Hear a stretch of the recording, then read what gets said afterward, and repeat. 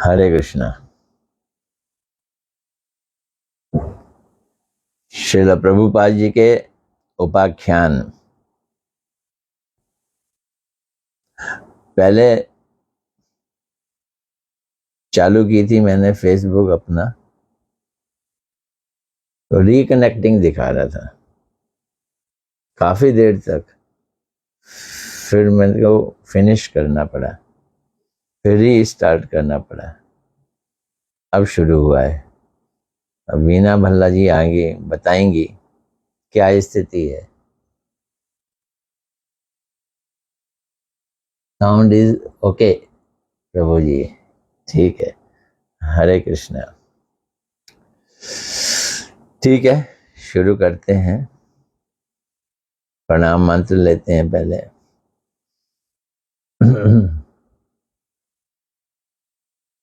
नमो विष्णुपदाय राधिकाय प्रियात्मने श्रीमद् भक्ति वेदांत नारायण गोस्वामी इति नामने श्री कृष्ण लीला कथन सुदक्षम औदार्य माधुर्य गुणेश युक्तम वरम वरेण्यम पुरुषम महांतम नारायणम तमाम शीर्षा नमामि। प्रभुपाद जी का प्रणाम मंत्र ले लेते हैं।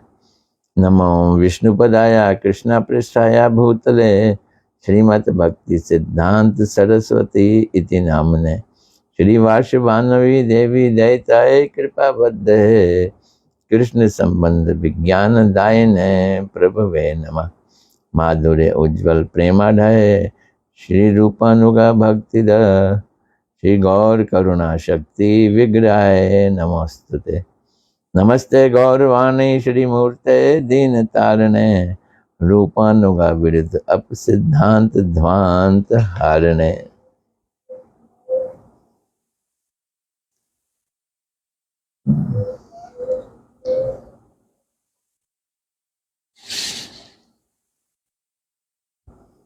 आज 82वां उपाख्यान इस ग्रंथ का। 82 का मतलब 82 उपाख्यान। उपाख्यान का नाम है गुरु के ऊपर गुरुगिरी। देखें प्रभुपाद जी क्या कहना चाहते हैं। गुरु के ऊपर गुरुगिरी या खुदा के ऊपर खुदागिरी। इसका अभिप्राय क्या है? इसका अभिप्राय है जो शिक्षक है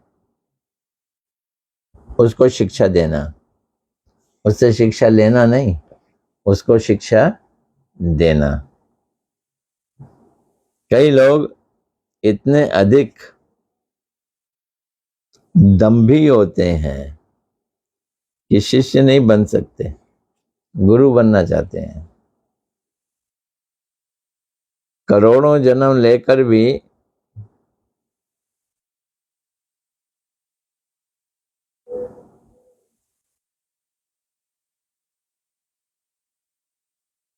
शिष्य बनेंगे कि नहीं, संदेह है।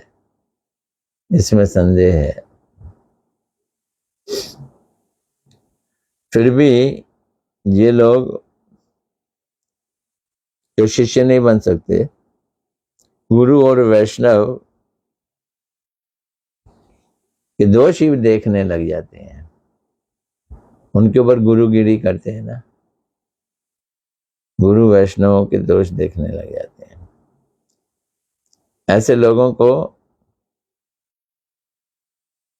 पता है क्या कहते हैं? निर्विशेषवादी। हम लोग मायावादी भी कहते हैं। इनमें कोई विशेषता खुद में है ही नहीं। कुछ लोग तो ऐसे भी होते हैं जो स्वयं भगवान श्री कृष्ण, भगवान रामचंद्र, चैतन्य महाप्रभु तक की त्रुटियां देखने लगते हैं, उसको रेखांकित करते हैं, ये त्रुटि, ये त्रुटि, ये त्रुटि। जैसे क्या है, भगवान है श्री कृष्ण पांडवों का पक्षपात किया, लो जी, त्रुटि निकाल दी। ये तो उनकी दृढ़ नीति थी। और रामचंद्र भगवान थे, अपनी पत्नी के लिए रो रहे थे जार जार। वो तो स्त्री भक्त थे, भगवान थोड़ी हुए। और चैतन्य देव ने अपनी पत्नी और माता को अनाथ बनाकर कहीं सही काम किया, संन्यास ले लिया? ये भी कोई बात है? लो त्रुटियां निकालो।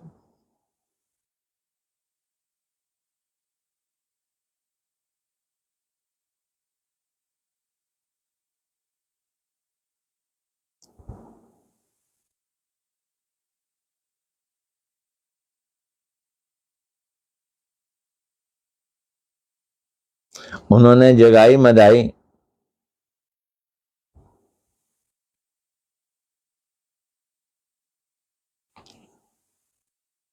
जब जगाई मदाई ने गलत किया तो चक्र बुला लिया अपना। ये जो क्रोध का प्रकाश किया उन्होंने, भगवान कोई क्रोधी होता है? वो तो बड़ा शांत होता है। वे अनेक प्रकार के श्रेष्ठ खाद्य पदार्थों का सेवन करते थे। कौन? चैतन्य महाप्रभु। कई लोग ऐसा कहते थे। ये है खुदा पे खुदागरी।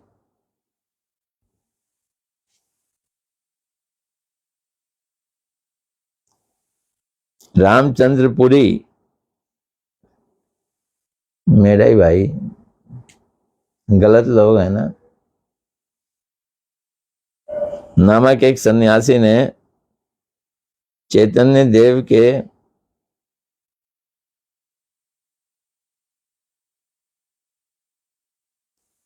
घर में कुछ चींटियों को निकलते हुए देखा, तो ये दोष लगा दिया कि महाप्रभु सन्यासी होने पर भी मिठाई खाते हैं, तभी उनके घर से चींटियां निकल रही हैं। लो, दोष लगाने की भी हद देखो।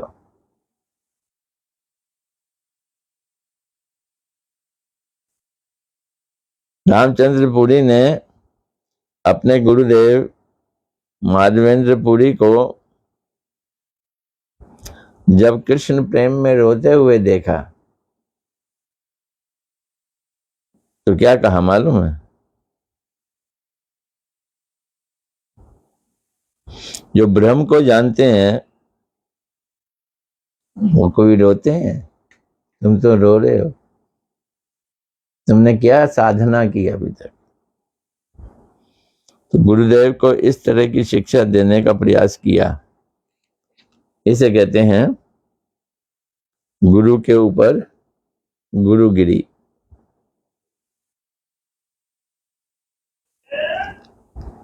इसके समान घमंड पाषंडी और क्या है हो सकता है? तो इन लोगों का मंगल होगा? इन लोगों का कभी भी मंगल नहीं हो सकता। कुछ लोगों ने तो व्यास देव के लिए भी कह दिया। क्या कह दिया? कि वो भ्रांत थे, उनके दोष दिखाए। जबकि किसी किसी ने तो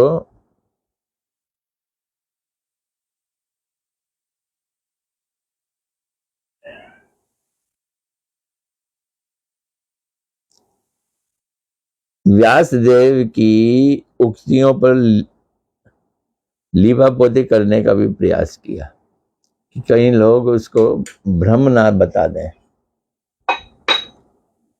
हैं ये निर्विशेषवादी, अपने गलत सिद्धांत को सिद्ध करने के लिए ऐसा करते हैं।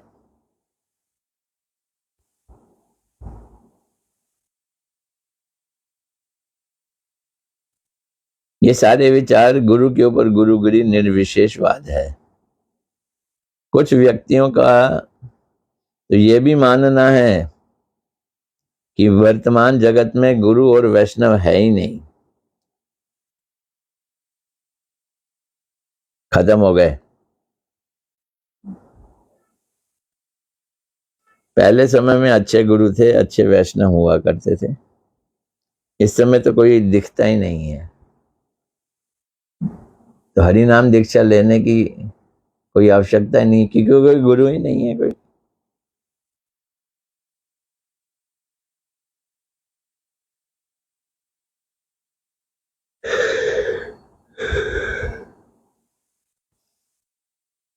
बहुत सारे लोग अपनी बुद्धि के बल पर गुरु अच्छा या बुरा गणना करने की कोशिश करते हैं। फिर ये भी कह देते हैं, अरे मेरा गुरु ठीक नहीं, मैं त्याग देता हूं। ये सब दंभी लोग हैं।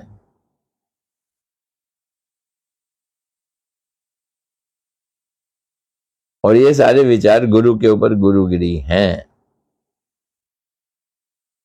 अब देखो, सोच, गुरु का मतलब क्या है? गुरु का अर्थ है भारी।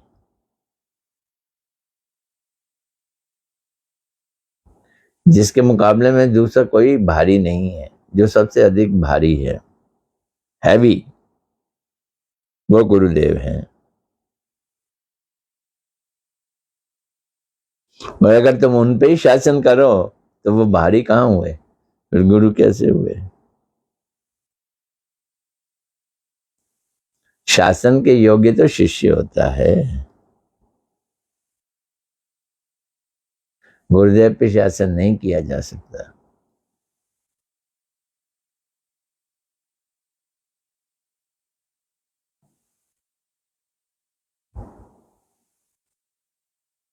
वास्तव में गुरु का छोड़ा भी नहीं जा सकता।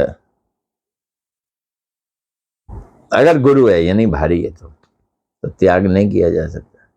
त्याग किसका होता है? जो छोटा हो, लघु हो, लघु का त्याग होता है। कुछ ऐसे व्यक्ति होते हैं जो निर्विशेष चिंता में बहते हुए शास्त्र के प्राकृत मर्म को ना समझकर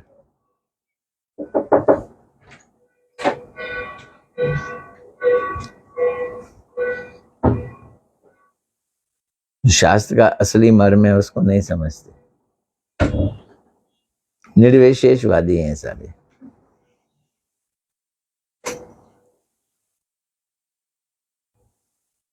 हम स्वयं अच्छे हैं, हम सत्य प्रिय हैं, हम शासन करते हैं,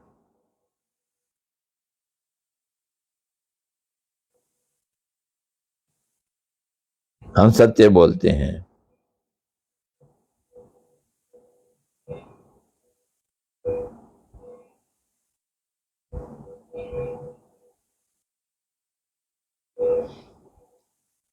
तो ये लोग विपथगामी हैं, उल्टा चलने वाले हैं, विलासी हैं, प्रतिष्ठा की कामना करने वाले हैं। अतः ऐसे गुरु का परित्याग किया जा सकता है। बात तो ठीक है।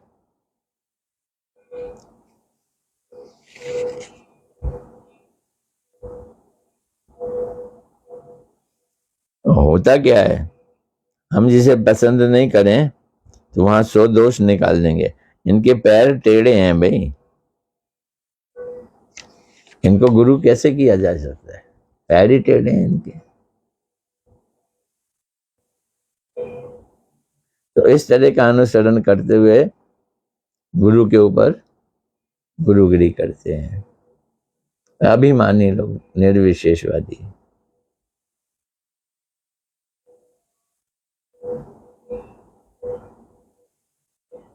एक राजा था बाणासुर, है ना, नाम तो सुना होगा। महादेव का बड़ा परम भक्त था। इसी कारण वो अहंकारी भी था। तो उसने महादेव से एक सहस्त्र भुजाएं, 1000 भुजाएं प्राप्त कर लें।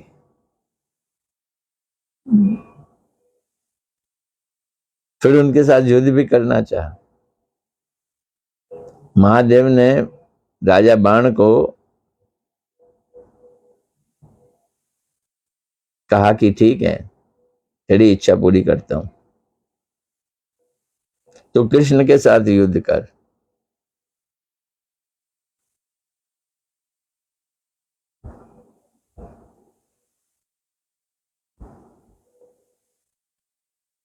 जब वो कृष्ण से युद्ध करने लगा तो कृष्ण ने उनकी बाजुएं ही काटनी शुरू कर दी। हजारों की हजार बाजुओं में से 4 बाजुएं छोड़ दी।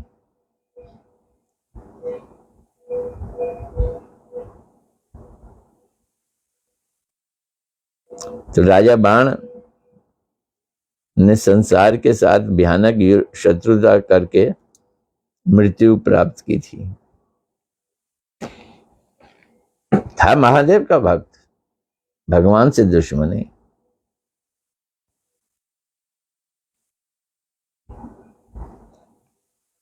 लेकिन भागवत के अनुसार भगवान ने उसको बाद में माफ करके महादेव का परिकर बना दिया था।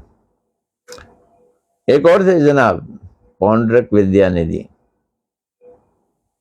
स्वयं को शिव भक्त मानकर वो भी अहंकारी थे।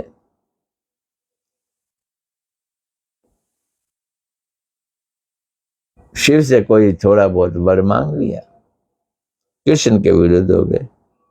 इतने विरुद्ध कि कृष्ण से युद्ध कर बैठे, नष्ट हो गए, मारे गए। कृष्ण ने मार दिया। शिव भक्त होने के कारण एक असुर था, उसका नाम था वृकासुर। वो भी अभिमानी था। अनेक प्रकार की तपस्या करने के बाद उसने शिव जी से ही एक वर प्राप्त कर लिया कि जिस व्यक्ति के सिर पे हाथ रखे वो व्यक्ति भस्म हो जाए, तुरंत मर जाए। ये वर ले लिया था। इस वर को प्राप्त करके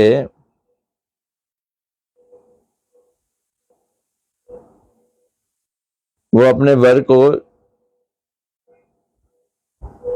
परीक्षा करने लगा, जांचने लगा। तो कैसे जांच रहा था? शिव जी के ही सिर पे हाथ रख कर देख रहा था। अगर वर ठीक है तो शिव जी भस्म हो जाएंगे। ऐसे होते हैं असुर लोग, अभिमानी। फिर शिव जी विष्णु की शरण में गए तो विष्णु एक ब्राह्मण बटुक का वेश धारण करके आए और वृकासुर को कहा बड़ी मधुर वाणी में, अरे तू शिव जी के पीछे भाग रहा है, शिव जी तो वर दे ही नहीं सकते, तू उन पे विश्वास कर बैठा, उनको तो श्राप मिला हुआ है, उनकी बात पे विश्वास मत करो। अरे समझदार आदमी हो, रखो अपने सिर पे हाथ, देखो तुम्हें कुछ नहीं होगा। वो इतना बातों में आ गया कि उसने अपने सिर पे हाथ रख ही दिया। बस सिर पे हाथ रखना था, भस्म हो गया।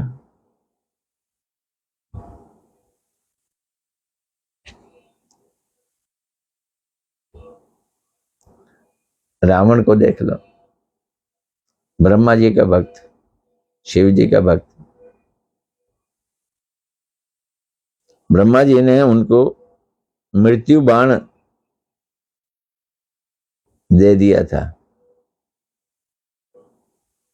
कि इस बाण से तू मरेगा, अब तू इसे संभाल ले।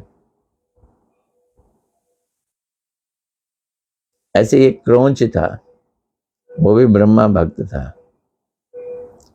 ब्रह्मा से महान वर को प्राप्त करके क्रौंच ने देवताओं को तंग करना शुरू कर दिया।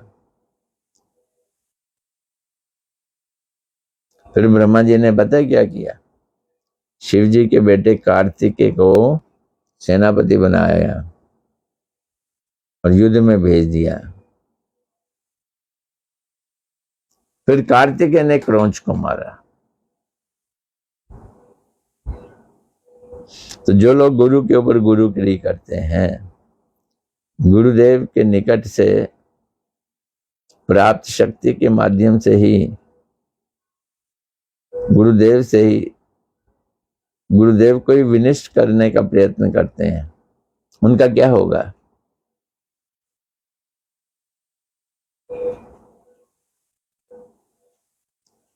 मारे जाते हैं।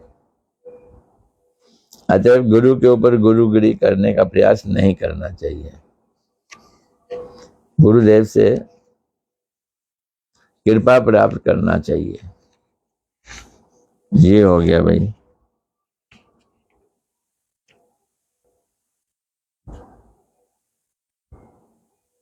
निर्विशेषवाद बार बार बोला गया यहाँ। तो हरि गुरु वैष्णव में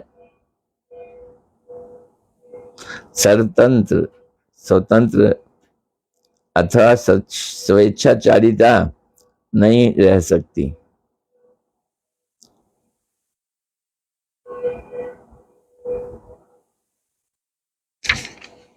चलो एक दूसरा ले लेते हैं, और ये भी लंबा है।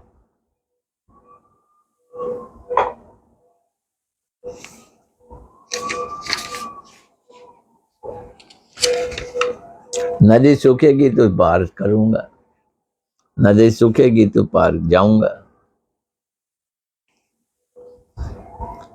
ये 83। तो एक आदमी अपने घर से बहुत प्यार करता था। अपना घर छोड़कर वह किसी स्थिति में दूसरी जगह जाने को तैयार नहीं था। एक दिन उसके एक मित्र ने कहा,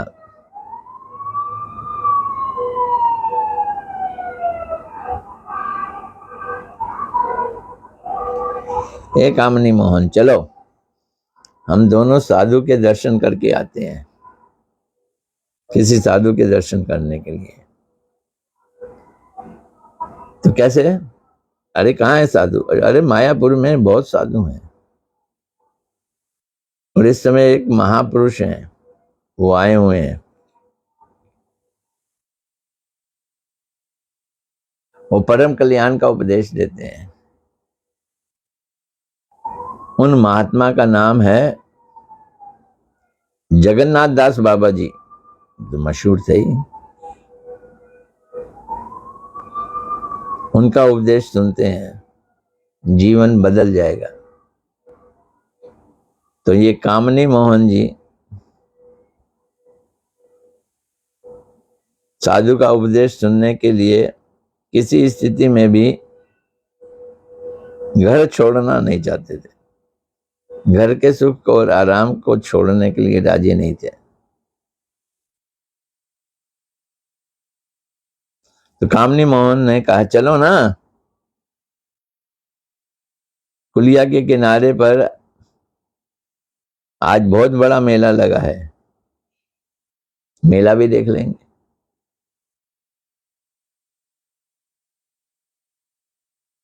बहुत आमोद प्रमोद है वहां,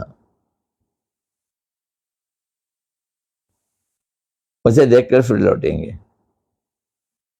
घूम फिर भी लेंगे। तमाशा देखने के लोभ से कामनी मोहन अपने मित्र के साथ कुलिया तक तो आ गए। कुलिया में गंगा जी है, वहां गंगा जी का किनारा है। उसके मित्र ने कहा कि चलो कुलिया के तट पर तो आ गए हो,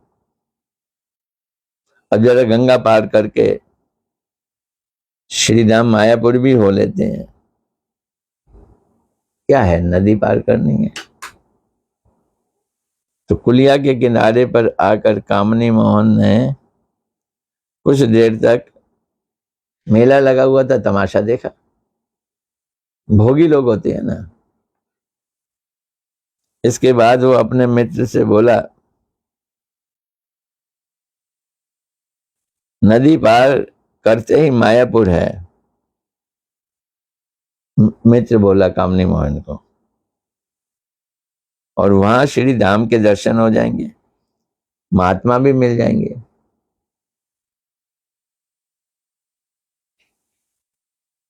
अरे वहां महाप्रभु जी की जन्म स्थली भी है, चलो चलो।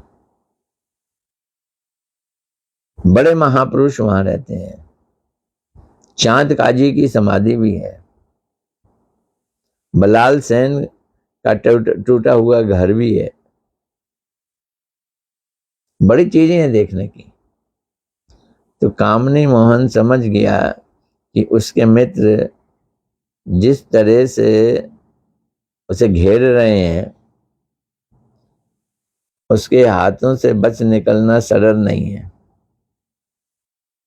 क्या बहाना लगाए, बड़ा मुश्किल काम है। तब मन ही मन एक बहाना सोच लिया और कहा, भाई मेरे, नदी के पार जाने से मुझे बहुत डर लगता है, मैं नाव में नहीं बैठ सकता, चढ़ ही नहीं सकता नाव में। नाव में बैठते ही उल्टी आने लगती है, सिर भी चकराता है।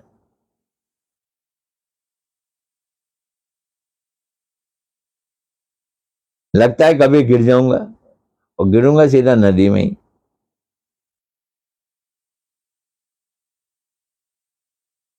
और दिल जोर जोर से धड़कने लगता है। और अभी तो देखो बरसात का मौसम है,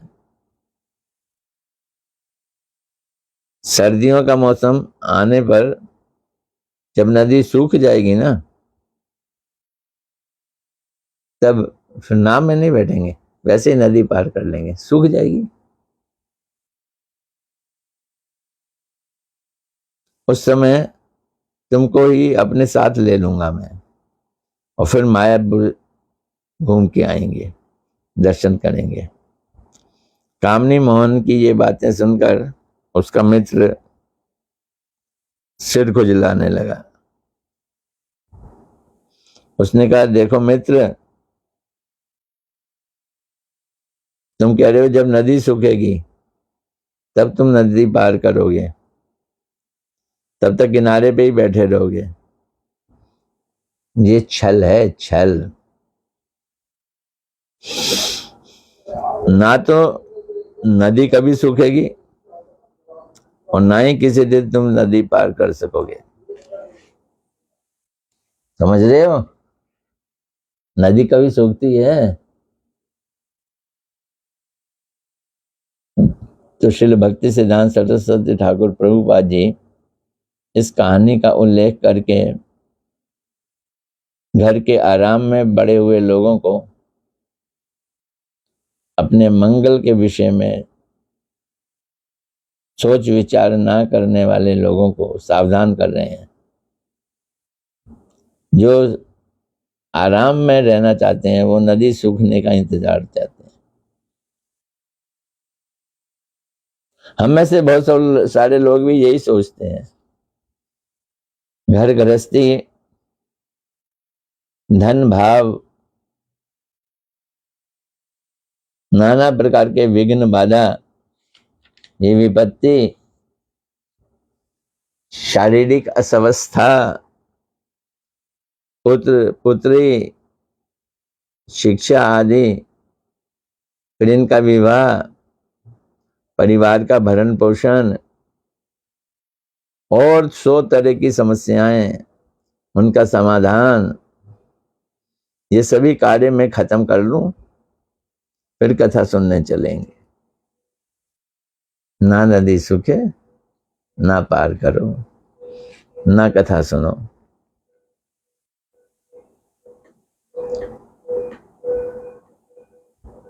तो सुन लो अच्छी तरह से, ये सारे बाधा, ये विघ्न, ये अभाव, ये असुविधा कभी समाप्त नहीं होते। एक के बाद एक के बाद एक आ जाते हैं।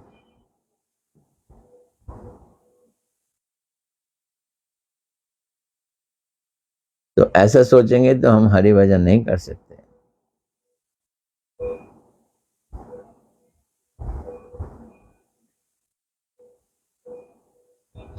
अब ये संसारिक अभाव, ये असुविधा क्या है? आध्यात्मिक, अधिभौतिक, अधिदैविक, ये तीन ताप ही तो हैं। इन सबको दूर करके कोई भी आज तक हरिभजन नहीं कर सका। हरिभजन करेंगे तो ये दूर होंगे, ये दूर होंगे और फिर हरिभजन करेंगे, ऐसा होता नहीं है। जो लोग ये कल्पना करते हैं कि संसारिक अभाव, असुविधा दूर होने पर हरिभजन करेंगे, उनके हृदय में कपटता है। कब नदी सूखेगी, इसी आशा में बैठे रहते हैं। फिर नदी पार करेंगे। इसे कहते हैं आत्म प्रवंचना, अपने को बेवकूफ बनाना।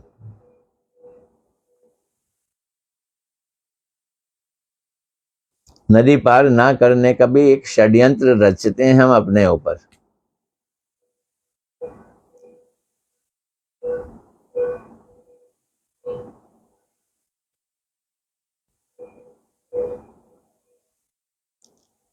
ये सब कुछ असुविधा दूर करने का इरादा, हरि भजन ना करने का इरादा है। ये कपटता है, कपटता पूर्वक संकल्प है। नदी सूखेगी, पार करेंगे। विपत्तियां, असुविधा, दुविधाएं, समस्याएं, ये सब हटेंगे तो भजन करेंगे। हम लोग अनेक बार माया से विमोहित होकर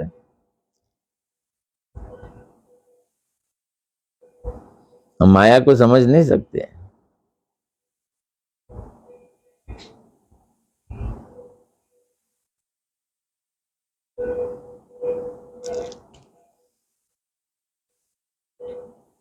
तो हम लोग अनेक बार माया से विमोहित होकर इसको चाहे समझ नहीं पाते, पर उस प्रकार के चिंतन के पीछे हरि भजन ना करके निश्चिंत रूप से जीवन यापन करने की कामना ही होती है।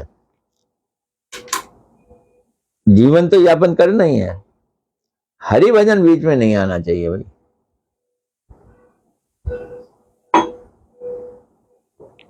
बिना हरि भजन के हम कैसे जिए, यही हमारी प्लानिंग होती है। इसी प्रकार वृद्ध अवस्था में हरि भजन करने का जो विचार है वो भी इसी थ्योरी के अंतर्गत आता है। नदी सूखेगी, पार करेंगे। जैसे अब मैं बूढ़ा हो रहा हूँ, तकलीफ हो रही है, मैं भी सोचता हूँ तकलीफ हटेगी तो भजन करेंगे।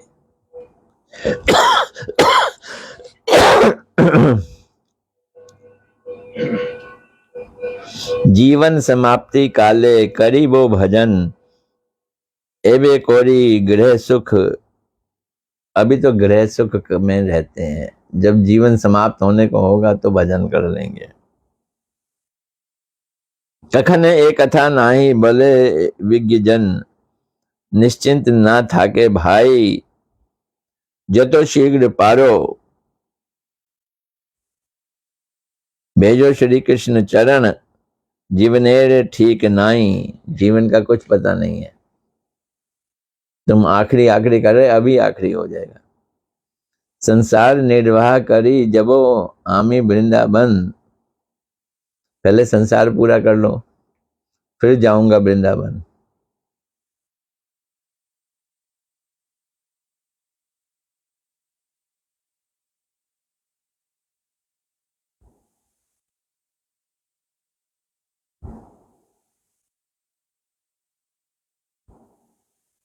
जो समझदार लोग हैं वो ऐसी बातें नहीं करते, क्योंकि ये शरीर तो क्षण भंगुर है, चाहे आज हो या 100 वर्षों के बाद पश्चात मृत्यु तो आएगी आएगी।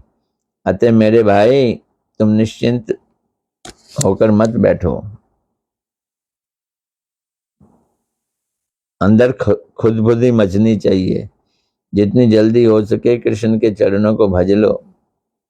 जीवन का कोई भरोसा नहीं। मैं पहले संसार का धर्म पालन कर लूं, फिर वृंदावन जाऊंगा। मैं तो 3 प्रकार के ऋण पहले चुका लूं, फिर प्रयास करूंगा वृंदावन का। इस प्रकार की आशा बेकार है, अनावश्यक है। इस प्रकार की दुराशा में फंसकर कितने लोग मारे गए और कितने लोग मर रहे हैं और कितने मारे जाएंगे, और दीन बंधु के चरणों की सेवा नहीं हो पाएगी। यदि अपना मंगल चाहते हो तो कृष्ण नाम का गान करो। तुम चाहे घर पर हो या जंगल में हो, इस विषय में तर्क वितर्क करना बेकार है। ये प्रभुपाद जी का लंबा सा था, तो आज हम यहीं खत्म करेंगे। लंबे लंबे 2 ले लिए आज।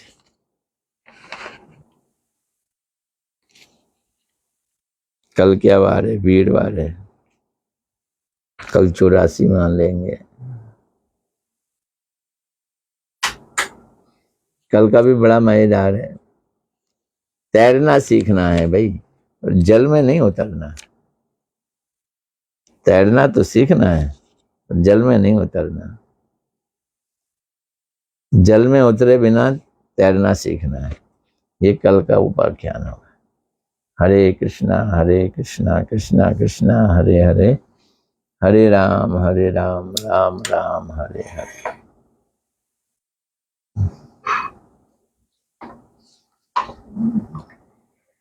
देखें क्या कौन कौन आया है। वीना बल्ला जी आई, हमारी साउंड मैनेजर पहले आ गई, या वीना बल्ला जी आज साउंड मैनेजर बन गई। फिर महक वर्मा जी भी आ गई। हरे कृष्णा, धन्यवाद। ये कौन है भाई? उपेंद्र कौशिक। ऐसा लग रहा है जैसे पहली बार नाम सुन रहा हूँ। हरे कृष्णा, धन्यवाद। अंजलि मित्तल जी भी आ गई। अंजलि जी हरे कृष्णा, धन्यवाद। मालिनी दासी जी भी आ गई हॉलैंड से। हरे कृष्णा, धन्यवाद। और मनीष मानो तो यहीं बैठे हुए हैं, उनको भी हरे कृष्णा, धन्यवाद। तमाल कृष्ण प्रभु जी हरे कृष्णा, धन्यवाद। पूजा जी हरे कृष्णा, धन्यवाद। मधु झा जी हरे कृष्णा, धन्यवाद। रेणु गरेवाल भी आ गई।